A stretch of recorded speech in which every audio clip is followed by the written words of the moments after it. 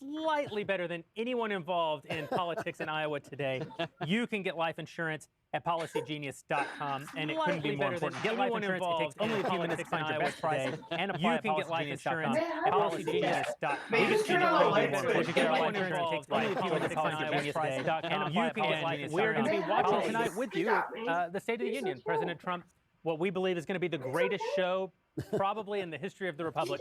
President Trump, less than 24 hours after watching the Democrats collapse in Iowa and 24 hours before being acquitted in the Senate for impeachment, is going to stand in front of a joint session of Congress and tell them I've got to say that I hated this impeachment story from the beginning. I thought it was a sham. I think everything Trump said about it is true. It's a hoax. It's ridiculous.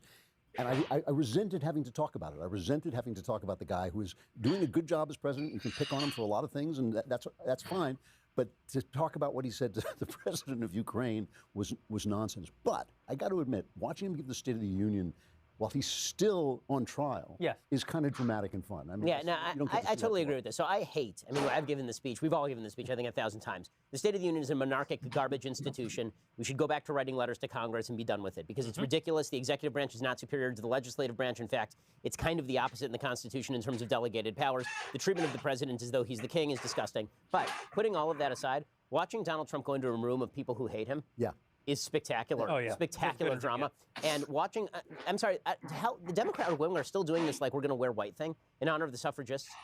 I thought they did that last year because it was like the 100-year anniversary of the amendment that allowed women to vote. Why don't the Republicans just show up in their union uniform? Did we not? Like from 1864. Did we not? And be like, remember that time we freed the slaves and all you Democrats were in favor of slavery? Remember that? Learn nothing this week. The Democrats are racist, and they think that white is better than black. So they have to wear white to show how great they are.